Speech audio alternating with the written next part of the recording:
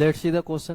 Question is assertion और रिसर्शन वाला reason वाला क्वेश्चन है. तो असर्शन हमसे बोल रहा था motion of a body projected under the effect of gravity without air resistance is uniformly accelerated motion.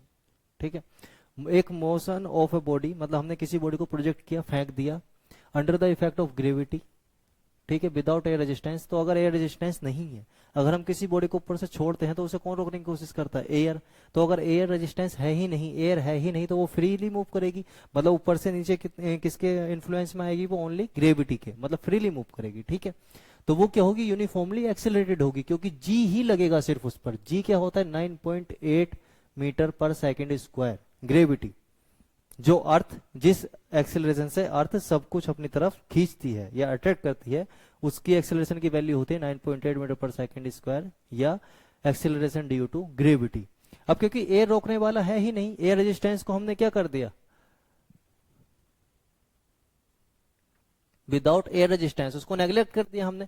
तो एयर रेजिस्टेंस है ही नहीं, तो वो सिंपल किस में? ग्रेविटी के इन्फ्लुएंस में नीचे आएगा, मतलब कांस्टेंट एक्सेलरेशन में आएगा. तो ये बिल्कुल करेक्ट है, यूनिफॉर्मली एक्सेलरेटेड मोशन होगी वो. Reason, if a body is projected upward और downward then the direction of acceleration is downward.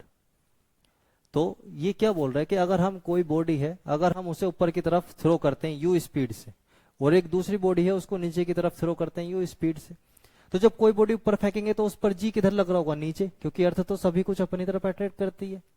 तो इस पर भी जी किस तरफ लग रहा होगा? नीचे लग रहा होगा. तो दोनों पे ही जी कहां लग रहा होगा? नीचे ही लग रहा होगा. ठीक है, तो वही ये बोल रहा है. तो मतलब ये ठीक है, पर ये जो रीजन है ये इसको मतलब यूनिफॉर्म री एक्सेलरेशन मोशन को का जो एक्सप्लेनेशन है वो नहीं कर पा रहा है. ये किसके बारे में कमेंट कर रहा है? रीजन कमेंट कर रहा है एक्सेलरेशन की डायरेक्शन के बारे में, बट वो यूनिफॉर्मली एक्सेलरेशन को एक्सप्लेन नहीं कर रहा है. तो इसमें जो ऑप्शन करेक्ट होगा वो क्या होगा? Both assertion and reason are true, true है दोनों, पर reason is not the correct explanation of assertion. तो option B will be the correct option.